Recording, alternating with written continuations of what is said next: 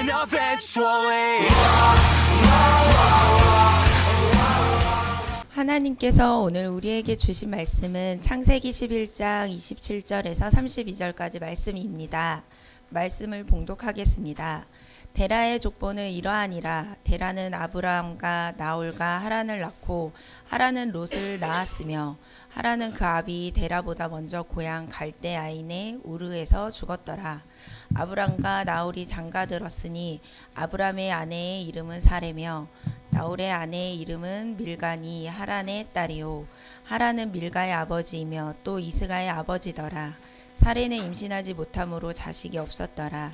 데라가 그 아들 아브람과 하란의 아들인 그의 손자 롯과 그의 며느리 아브람의 아내 사레를 데리고 갈대아인의 우르를 떠나 가나안 땅으로 가고자 하더니 하란에 이르러 거기 거류하였으며 데라는 나이가 205세가 되어 하란에서 죽었더라.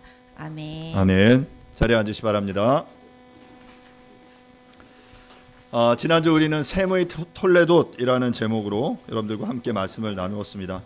바벨탑 사건 이후 하나님께서는 선악과 사건이나 노아의 방주 사건과는 다르게 그 어떤 은혜도 베푸시지 않았다라고 말씀을 드렸습니다. 하지만 은혜를 완전히 거두신 것이 아니라 그 은혜의 방편을 한 사람, 한 가족, 한 민족에게 집중하셔서 그들을 선택하심으로 이 열방을 향한 하나님의 구원의 계획을 시작하셨다라고 말씀드렸습니다.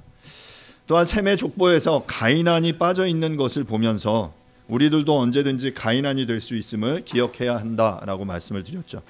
하나님의 열심으로 우리를 빚어가실 때 우리들 모두 하나님의 열심을 기억하고 그 생명의 족보의 일원이 될 수 있도록 노력해야 한다라는 말씀을 드렸어요. 오늘은 11장 마지막 부분인데요. 원역사의 마지막 부분이라고 말할 수 있습니다.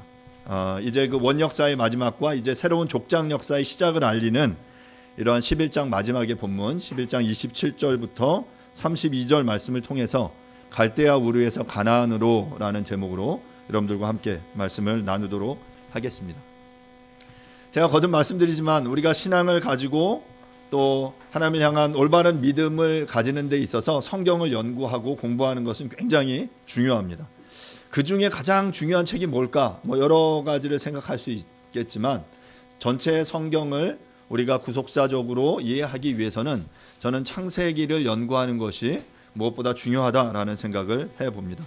특별히 그 창세기는 모든 것의 시작을 기록한 책인데 그 중에 1장부터 11장을 원역사, 프레히스토리라고 말씀을 드렸죠. 성경이 이스라엘의 기록이라고 보통 이야기하지만 창세기 1장부터 11장은 이스라엘의 기록이 아니에요. 이스라엘의 기록 이전의 역사를 다루기 때문에 프레히스토리라고 부르는 거예요. 그 히스토리는 역사라는 단어지만 약간 워드플레이를 하면 히즈 스토리, 그분의 이야기.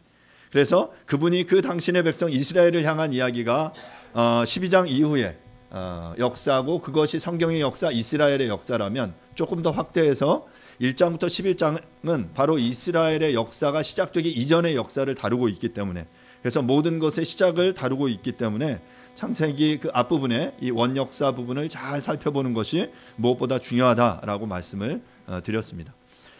창세기 1장부터 11장의 원역사의 부분을 다시 한번 간단하게 정리를 해보면요. 우리가 창세기 1, 2장에 어떤 내용이 나왔죠? 창조에 대한 부분이 나옵니다. 하나님이 천지를 창조하시고 인간을 창조하신 이야기를 다루고 있습니다. 하나님의 말씀으로 세상을 지으시고 하나님의 형상을 따라 인간을 지으셨어요. 그리고 지으시고 나서 보시기에 좋았더라. 그리고 인간에게 문화 명령을 주시죠. 창세기 1장 28절을 통해서 생육하고 번성하여 땅에 충만하라, 땅을 정복하라, 온 만물을, 온 피조물을 어떻게 하라? 다스려라 라는 이 명령을 주셨어요. 자, 그런데 이제 3장에 가면 선악과의 사건이 등장합니다. 반역이죠. 타락, 인간의 타락. 1, 2장이 창조라면 2장은 바로 이 타락의 이야기를 다루고 있습니다. 하나님께서 동산 모든 나무의 실과는 먹되 동산 중앙에 있는 선악과만은 먹지 말라고 말씀하십니다. 그러면서 말씀하시죠. 먹으면 어떻게 된다? 반드시 죽는다. 반드시 surely die라고 말씀하셨어요. 반드시 죽는다. 그런데 이제 뱀이 유혹을 하죠. 먹어도 죽지 않을 거야 라고 이야기를 하고 이 여자는 그 선악과를 따먹습니다. 그리고 그 남자에게도 선악과를 따먹게 하고 결국 이 남자와 여자, 하나님이 지으신 아담과 하와가 하나님의 말씀에 정면으로 거역하게 되죠. 타락하게 됩니다. 결국 그 타락으로 말미암아 그들은 심판을 받게 되고 에덴 동산에서 쫓겨나게 됩니다. 결국 그 타락의 결과는 죽음이었는데 그 죽음은 두 가지를 다 의미해요. 영적인 죽음과 육적인 죽음 모두를 의미합니다. 하나님과의 단절, 하나님과의 관계의 단절이 바로 영적인 죽음이라면 그들이 이제 에덴 동산 안에 있으면서 영생할 수 있는 기회가 있었지만 이제 쫓겨남으로 그들이 이 땅 가운데 육체적인 죽음을 맞이하게 되죠. 결국 그렇게 에덴 동산에서 쫓겨남으로 아담과 하와는 인류는 실락원하게 됩니다. 4장에서 가인과 아벨의 이야기를 다루었고요. 5장에서 아담의 계보의 이야기를 다루었습니다. 6장부터 8장에서 인간의 타락으로 한탄하시며 이제 홍수로 이 땅을 심판하시는 하나님, 노아의 그 방주를 통해 하지만 그럼에도 그들을 구원하시고 무지개를 주심으로 내가 다시 이제 이 땅을 이 물로 심판하지 않겠다라고 말씀하시는 하나님의 은혜의 언약, 노아의 언약을 함께 보았습니다. 자, 그리고 10장에서 노아의 세 아들 셈, 함, 야벳의 족보를 다루었고요. 11장에서 바로 바벨탑의 사건과 이제 그 뒷부분에 셈의 족보와 데라의 족보를 다루는 것으로 전체 이제 이 원 역사의 이야기가 흘러가죠. 이처럼 창세기는 모든 것의 시작을 다루고 있습니다. 온 세상의 시작, 생명의 시작, 결혼, 가정의 시작, 죄의 시작, 죽음의 시작, 반역의 시작, 은혜의 시작, 이 모든 것의 시작을 다루죠. 그리고 이 모든 것의 시작을 꿰뚫는 아주 중요한 이 백본에 해당하는 것이 바로 이 창조, 타락, 구속이라는 이 패러다임이에요. 이 모든 것이 그 창세기 1장에서 창조, 2장에서 그 3장에서 타락을 다루고 이제 3장 이후의 속에서 이제 하나님이 어떻게 이 세상을 구원할 것인지, 여인의 후손과 이제 그 뱀의 후손의 싸움을 통해서 하나님이 구원의 사역을 어떻게 이루실지를 이제 말씀하셨어요. 그리고 그것이 이제 이 창조, 타락, 구속의 하나님의 이 패러다임이 이제 성경 전체의 역사를 통해서 이제 흘러가고 있는 것을 우리가 보게 되는 거죠. 말씀드린 대로 창세기의 신앙이 우리에게 중요한 이유는 창세기 하나님이 어떤 분인지를 우리가 명확히 이해해야만 우리의 신앙이 바른 기반 위에 설 수 있기 때문입니다. 한국교회는 특별히 구속의 하나님을 강조해 왔어요. 물론 아주 중요합니다. 그것이 구원의 교리의 아주 기초인 것, 이신칭의를 다루는 것 아주 중요하긴 하지만 상대적으로 한국교회는 이 창조의 하나님을 잃어버렸어요. 이 창조의 하나님을 기억하지 않고 그것의 중요성을 간과하고 있었어요. 우리가 그 하나님의 하나님 되심을 온전히 제대로 이해하기 위해서는 이 은혜의 하나님, 우리를 구원하신 구속의 하나님을, 구원의 교리를 강조하는 만큼 어찌 보면 이 창조의 교리를, 그 창조를 통해서 하나님이 어떤 계획들을 가지고 계신지를 올바로 알 때 우리의 신앙이 바른 기반 위에 설 수 있다라는 사실을 우리는 기억해야 합니다. 모든 것을 말씀으로 창조하신 하나님은 인간들을 사랑하셔서 그들에게 자신의 독생자를 주실 것을 약속하셨습니다. 죄로 말미암아 죽을 수밖에 없는 우리들을 구원하시기 위해 노아의 가정을 선택하셨고 바벨탑을 쌓으며 하나님을 거역하여 높아진 이들을 지면에서 흩으시면서도 데라의 아들 아브라함을 선택하심으로 구원의 새로운 계획을 시작하고 계신 것입니다. 이외에 이제 12장의 본문 속에서 우리는 족장들의 이야기를 함께 살펴볼 거예요. 아브라함, 이삭, 야곱, 요셉의 이야기를 살펴보겠지만 아브라함은 하나님께 부름받았을 때 그의 신앙은 완성된 상태는 아니었습니다. 여전히 부족하고 실수하는 모습을 보였지만 그의 전 삶을 통해 하나님의 열심히 그를 이끄셨고 결국 하나님의 열심히 그를 믿음의 조상 되게 하셨다라는 것을 저는 이 이후에 이제 족장의 역사의 이야기를 통해 여러분들과 함께 나누려고 합니다. 오늘은 바로 그 아브라함이 등장하는 그 앞부분의 이야기, 바로 이 원역사의 마지막 이제 족장 역사의 시작을 알리는 이 본문의 족보의 이야기로 여러분들과 함께 이야기를 나누어 보려고 합니다. 이 지금 표에서 보시는 것처럼 창세기 전체에는 두 종류의 족보가 등장한다라고 말씀을 드렸습니다. 1장부터 11장 전반부 27절, 26절까지 본문 속에서 원역사의 족보, 하나님이 천지를 창조하신 이야기, 그리고 아담의 족보, 노아의 족보, 노아의 아들들의 족보, 셈의 족보를 다루었어요. 그리고 이제 12장 27절부터 그 12장 이후의 이야기들을 통해서 데라의 족보, 이스라엘의 족보, 이삭의 족보, 에서의 족보, 야곱의 족보를 구체적으로 톨레돗이라는 표현을 통해서 다루면서 창세기의 전체 이야기가 흘러간다라고 말씀을 드렸습니다.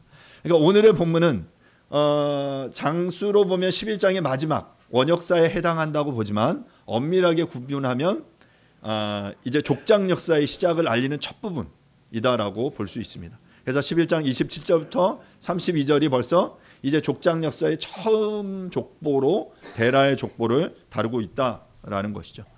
오늘 본문을 함께 좀 살펴보겠습니다. 먼저 11장 27절부터 30절 말씀입니다.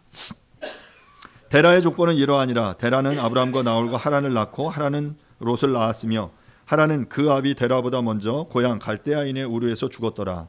아브람과 나홀이 장가들었으니 아브람의 아내의 이름은 사레며 나홀의 아내의 이름은 밀가니 하란의 딸이요 하란은 밀가의 아버지며 또 이스가의 아버지더라. 사레는 임신하지 못함으로 자식이 없었더라. 데라의 족보를 다루고 있는데요. 여러분 뭐 제가 계속 이제 족보를 계속 이야기하면서 이 족보 별로 재미없죠.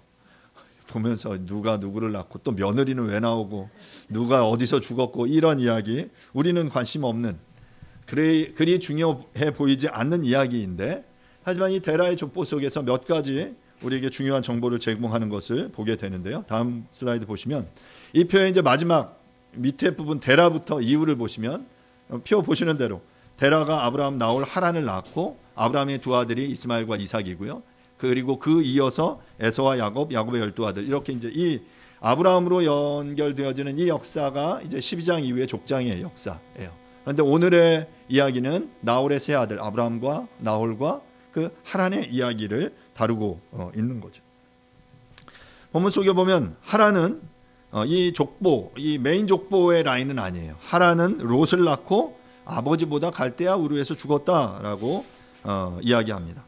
그리고 아브라함은 사레와 결혼했고 나홀은 하란의 딸인 밀가와 결혼했는데 이 중에 그 30절 마지막 본문에서 어떤 정보를 주냐면 사레는 불임이었다라는 정보를 우리에게 주고 있어요. 저는 오늘 이 족보에서 두 가지의 이야기를 여러분들에게 조금 더 설명을 드리고 싶은데요. 우리가 살펴볼 것은 갈대아인의 우르라는 도시가 어떤 도시인지 여러분들에게 좀 말씀을 드리고요. 또한 사레에게 자식이 없었다라는 사실이 이제 이후에 그 족보의 역사 속에서 어떤 의미를 제공하는지 함께 좀 말씀을 살펴보려고 합니다. 먼저 갈대아 우르에 대해서 살펴보면요. 갈대아 우르의 존재를 실제로 발굴한 사람은 율리라는 학자입니다.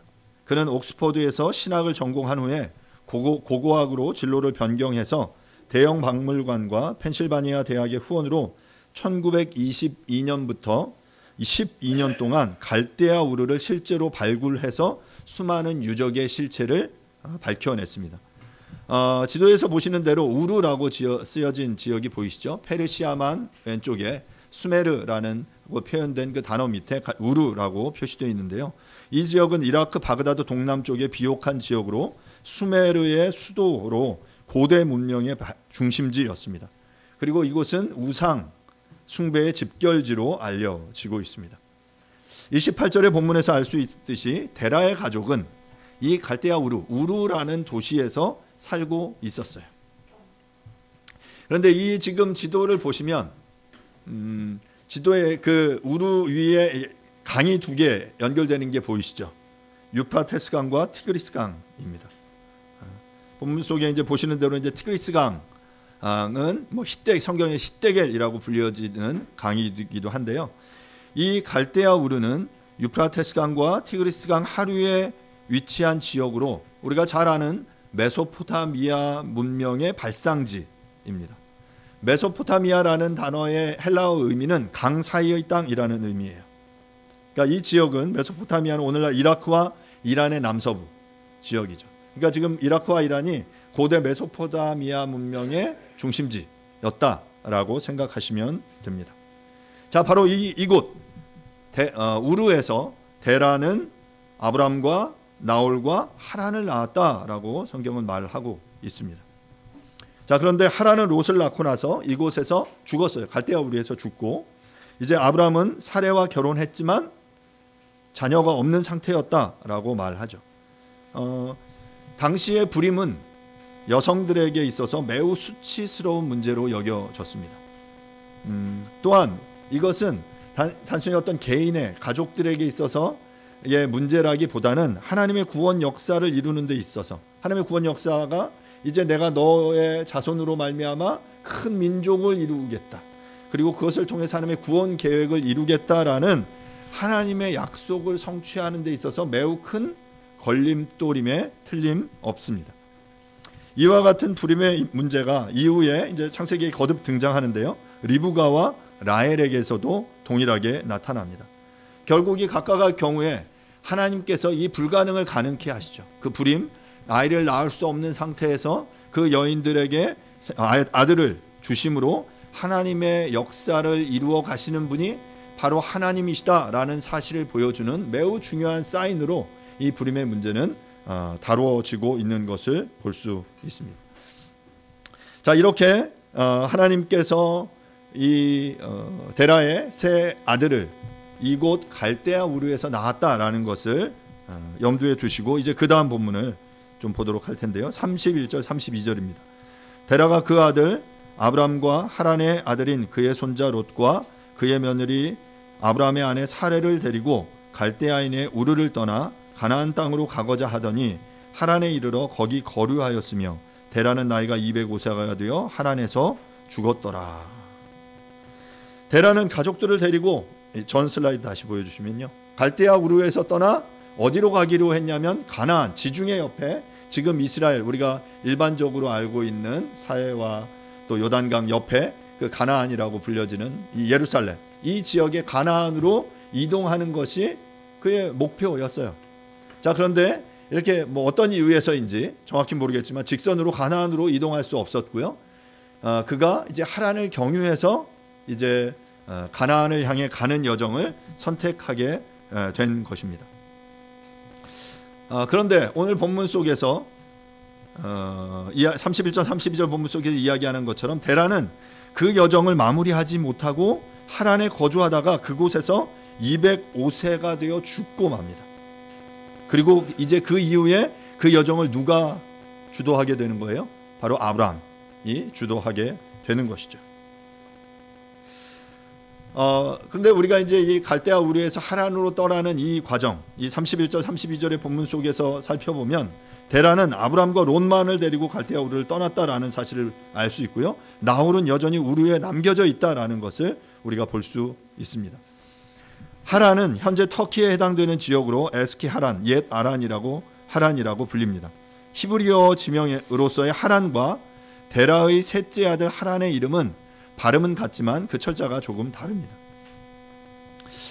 우리가 에덴 동산을 떠나 이주했던 아담과 하와의 동선을 살펴보면 에덴 동산에서 나와 놋 땅으로 이주했어요. 그것은 이제 동편에서 서편으로 이주한 것이라면 이제 홍수 이후 사람들은 동방에서 시날 평지를 거쳐 이제 가나안으로 이동하는 거예요. 다시 동진하고 있는 것이죠. 동쪽에서 다시 서쪽으로 이동하고 있는 것이죠. 창세기 4장 1절부터 11장 15절에서 인간들은 자신의 처소를 찾아 나서지만 이제 하나님께서 아브라함을 부르셔서 당신의 백성이 살 장소를 지시해 주고 계신 것입니다. 우리가 31절 32절의 본문 속에서 우리가 또 하나 살펴볼 수 있는 것은 데라가 가나안행을 시작하기는 했지만 그는 여정을 마치지 못하고 하란에 남아 있었다라고 기록하고 있습니다. 그리고 이제 여호수아의 본문 속에 보면 이제 또 다른 정보를 우리에게 보여주는데요. 다음 슬라이드 보시면 여호수아 24장 2절부터 4절 본문을 한번 보도록 하겠습니다. 제가 천천히 읽겠습니다. 여호수아가 모든 백성에게 이르되 이스라엘의 하나님 여호와께서 이같이 말씀하시기를 옛적에 너희의 조상들 곧 아브라함의 아버지 나홀의 아버지 데라가 강 저쪽에 거주하여 다른 신들을 섬겼으나 내가 너희의 조상 아브라함을 강 저쪽에서 이끌어내어 가나안 온 땅에 두루 행하게 하고 그 씨를 번성하게 하려고 그에게 이삭을 주었으며 이삭에게는 야곱과 에서를 주었고 에서에게는 세일산을 소유로 주었으나 야곱과 그의 자손들은 애굽으로 내려갔으므로. 본문 여호수아의 본문은 데라와 아브라함을 묘사하면서 뭐라고 이야기하면 강 저쪽에 거주했다라고 말하고 있어요. 강 저쪽에 거주했다. 여러분 히브리인이라는 이 호칭의 어원은 히브리어 아바르에서 파생된 것이다 라고 말씀을 드렸습니다. 창세기 32장 10절에서 야곱이 요단강을 건넌 것을 묘사할 때 이 표현이 또 사용이 되었어요. 실제로 이 히브리인들은 유프라테스강과 요단강을 건너 이동한 민족이에요. 여호수아 24장의 강 저쪽을 이야기할 때 이 강이 어느 강일까? 저는 1차로는 유프라테스강, 2차로는 요단강이라고 생각이 됩니다. 이 전 그림 슬라이드 사진 다시 한번 보여주시겠어요? 여러분 잘 안 보이실 텐데 주보에 있는 사진을 보셔도 되고요. 잘 보시면요, 우르에서 떠나 바벨론 지역을 거쳐서 하란에 이르는데 이때 유프라테스 강을 건너 하란에 도착한 거예요. 이제 하란에서 가나안으로 갈 때 이스라엘이 가나안에 도착하기 위해서는 크게 두 개의 강을 건너야 되는 거예요. 무슨 강? 처음에는 유프라테스 강을 건너야 되고 2차로는 쭉 내려오면 이제 요단강을 건너야 이제 그 하나님이 명하시는 그 땅을 향해 들어갈 수 있게 되는 거죠. 그래서 그 의미에서 이 강 저쪽을 의미한다라고 말할 수 있습니다. 여호수아의 본문은 데라와 아브라함을 묘사하면서 강 저쪽에 거주하던 이들이 이제 하나님의 부름을 받고 그 강을 건너왔음을 강조하고 있는 거예요. 이야기한 것처럼 이 히브리인이라는 호칭이 히브리어 아바르에서 묘사됐다라는 이야기를 말씀을 드렸는데, 이처럼 유프라테스 강과 요단강을 건너 이동한 민족이다라는 사실이 바로 히브리인의 정체성이다라는 것이죠. 또한 창세기 14장 13절에 보면 이런 표현이 등장하는데요, 아브라함을 히브리 사람이라고 호칭합니다. 14장 13절, 도망한 자가 와서 히브리 사람 아브라함에게 알리니 그때 아브라함이 아모리 족속 마므레의 상수리 숲을 근처에 거주하였더라. 자, 여기에 보면 고대 근동의 여러 표현 속에서 아피루, 하비루라는 표현들이 사용되는데, 이 하비루라는 표현은 이주민, 유랑인, 사회적인 약자 혹은 이방인을 묘사하는 표현이에요. 그러니까 앞서 이야기한 대로 강을 건너다라는 의미에서의 이런 아비루라는 표현과 하비루라는 표현, 약자, 이방인이라는 이 표현이 모두 다 히브리라는 이 어원과 유사하다라는 것이죠. 그래서 학자들은 이 아피루가 히브리인의 초기의 모습과 관계가 있다라고 이야기합니다. 이 두 가지 이론, 강을 건너다라는 아비루와 또한 사회적 약자를 의미하는 이 표현이 바로 하비루라는 것을 종합해 볼 때, 히브리인이라는 호칭은 실제로 강을 건넌 이들로 이방인과 사회적 약자의 모습을 보였다라는 것을 의미하는 것입니다. 그래서 아브라함을 부를 때 히브리인이라고, 히브리 사람이라고 처음 창세기 14장 13절에서 부르고 있다라는 것이죠. 저는 오늘 이 본문 속에서 이 강을 건넌다라는 행위가 단순한 물리적인 이동만이 아니라 새로운 신앙과 정체성으로의 전환을 의미한다라고 여러분들에게 말씀을 드리고 싶습니다. 즉, 아브라함은 우상을 숭배하던 메소포타미아의 갈대아 우르에서 이제 하나님을 따르기 위해 강을 건넌 것으로 이해할 수 있는 것입니다. 하지만 이와는 반대로 나홀의 가족들은 강을 건너지 않고 하란에 남아있는 선택을 했습니다. 이 나홀의 가족, 나홀의 이제 자녀가 이제 라반인데요. 이제 이 나홀의 가족들의 이야기가 어디에 등장하냐면 창세기 31장 10절에 다시 등장을 하게 됩니다.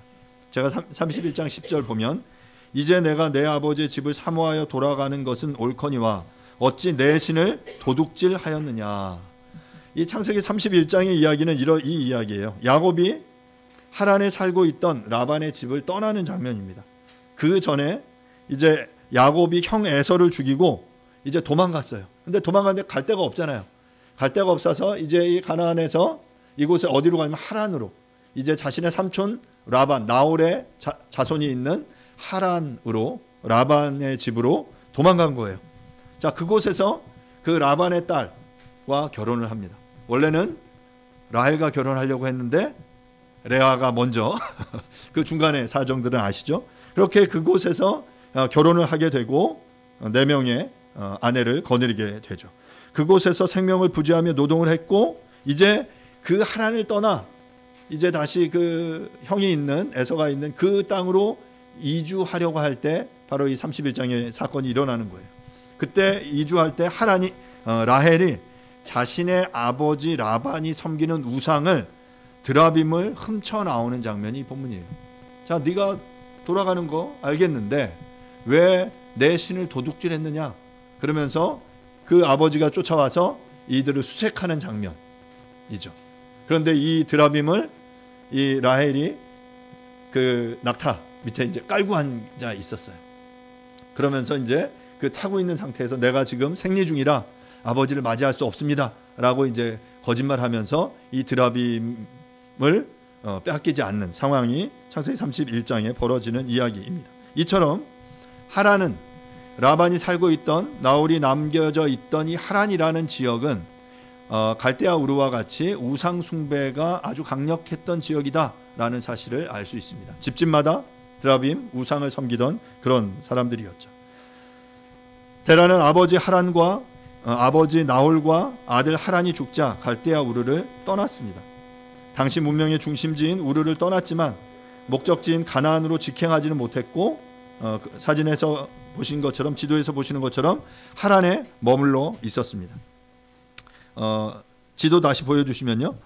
갈대아 우르에서 이 하란까지의 거리는 약 900km에 해당되는 거리이고요. 이제 하란에서 이제 가나안으로 이어지는 거리는 약 600km에 해당되는 그러한 거리입니다. 이 하란이라는 말은 길목이라는 뜻이죠. 말 그대로 교통의 요지였습니다. 메소포타미아 문명에서 지중해 문명으로 나아가는 지역에 이 교차로에 해당되는 이 지역이 바로 하란이었고요.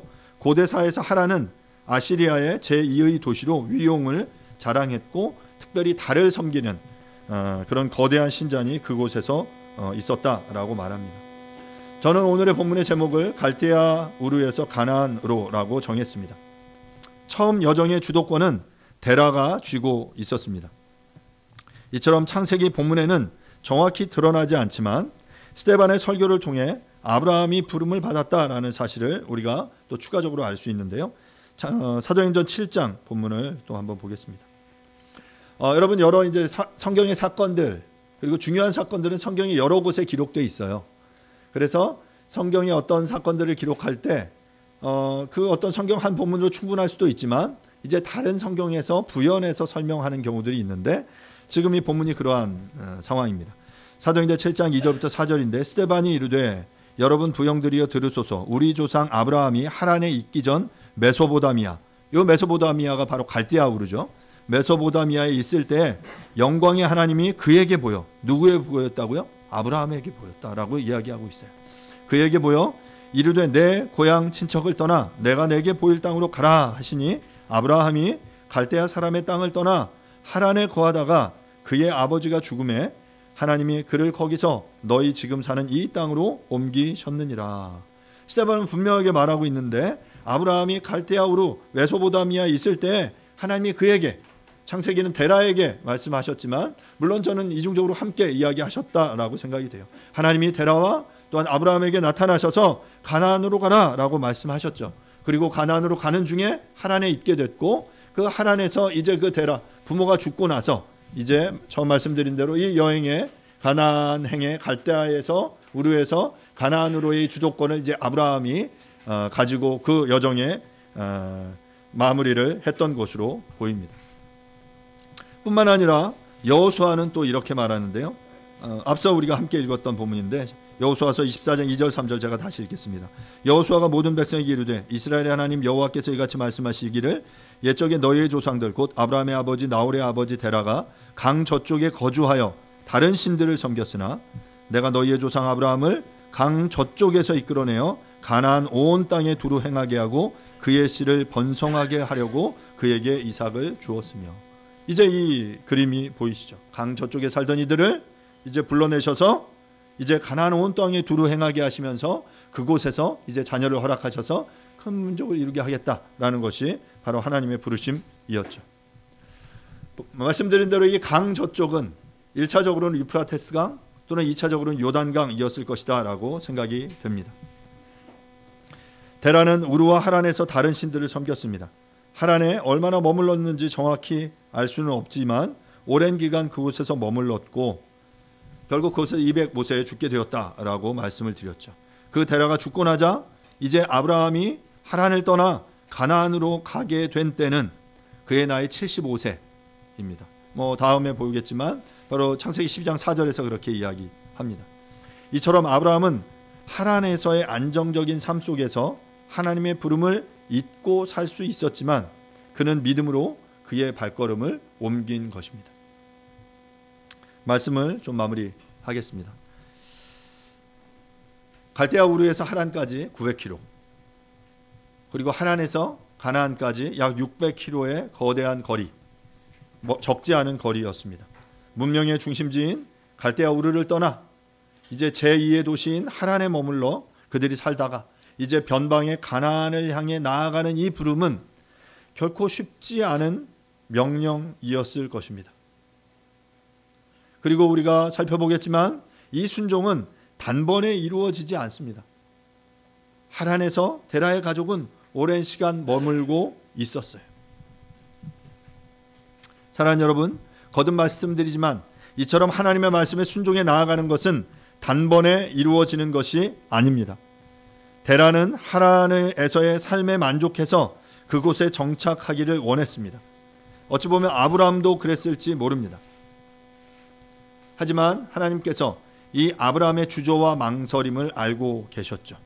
그리고 하나님께서는 그에게 다시금 나타나셔서 그 땅을 보여주시며 나아갈 것을 명령하십니다. 그것이 창세기 이제 12장의 이야기예요. 이처럼 하나님의 부름도 단회적인 것이 아닙니다. 갈대아 우르에서 가나안을 향해 가라라고 말씀하셨어요. 그런데 그들이 직접 가지 못하고 하란에 머물러 있었어요.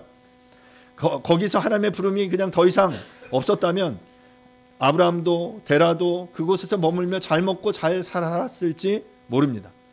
하지만 하나님께서 또다시 하란에 머물러 있던 아브라함을 촉구하시고 부르시고 내가 내게 명령한 땅을 향해 가라라고 부르고 계시는 것이죠. 이처럼 하나님의 부르심도 단회적인 것이 아님을 여러분 기억하실 수 있기를 바랍니다. 하나님의 여심이 언제나 우리를 추적하고 또한 하나님께서 우리를 당신의 땅으로 인도하고 계시다라는 사실을 기억하실 수 있기를 바랍니다. 그렇다면 사랑하는 여러분, 우리가 건너야 할 그 강은 어디입니까? 아니면 우리가 떠나야 할 갈대아 우르 하란은 어디입니까?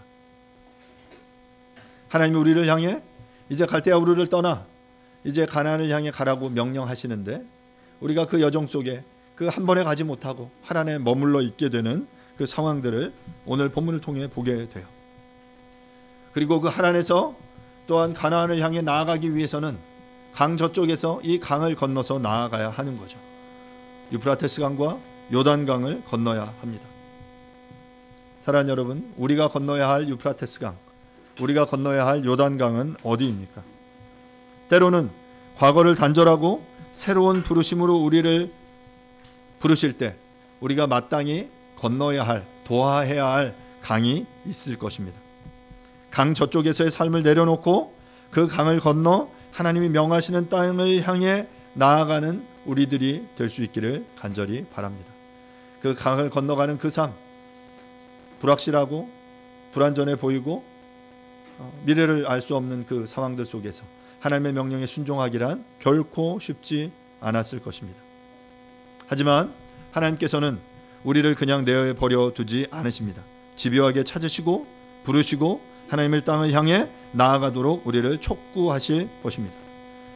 결국 하나님의 열심과 우리의 순종이 만날 때 하나님의 놀라운 구원의 역사는 이루어지게 될 것입니다.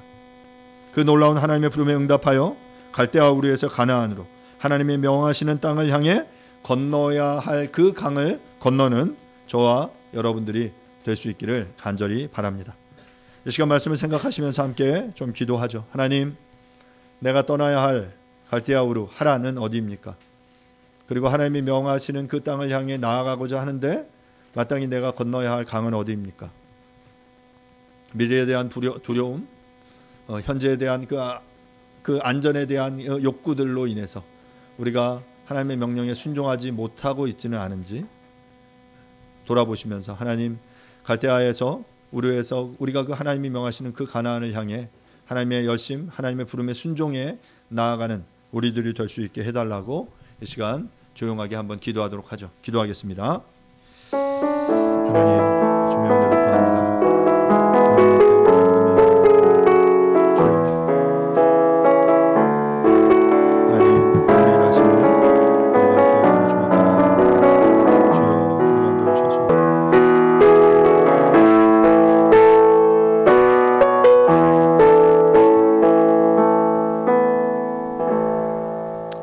하나님, 은혜를 감사합니다.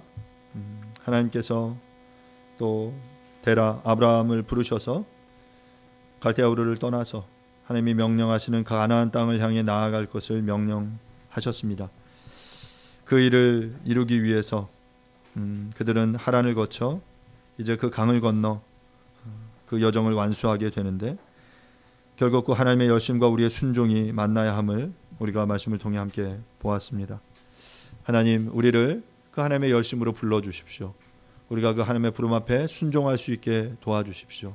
하나님의 그 마음을 알기에 우리가 마땅히 떠나야 할 곳들 떠나기 위해 일어나, 또 우리가 건너야 할 그 강을 건너 하나님 앞에 하나님이 명령하시는 그곳을 향해 나아갈 수 있도록 주님 은혜를 베풀어 주시기를 주님 간절히 원합니다. 이 여정 결코 우리의 힘으로 완수할 수 없습니다.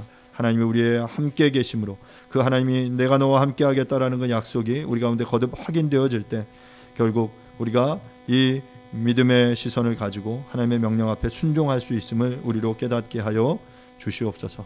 하나님의 부름 앞에 순종하여 궁극적으로 그 여정을 완수해내는 우리 모두가 되어줄 수 있도록 하나님 도와주시옵소서. 감사드립니다. 예수님의 이름으로 기도합니다. 아멘. 먼저 뉴시티 교리문답 49번 문항입니다. 그리스도는 지금 어디에 계십니까? 그리스도는 죽으신 지 사흘 만에 무덤에서 온전히 부활하셔서 아버지 오른편에 앉아 계십니다. 그리고 온 세상을 심판하시고 새롭게 하기 위해 돌아오실 때까지 그곳에서 하나님 나라를 통치하시고 우리를 중보하십니다. 아멘. Happen eventually.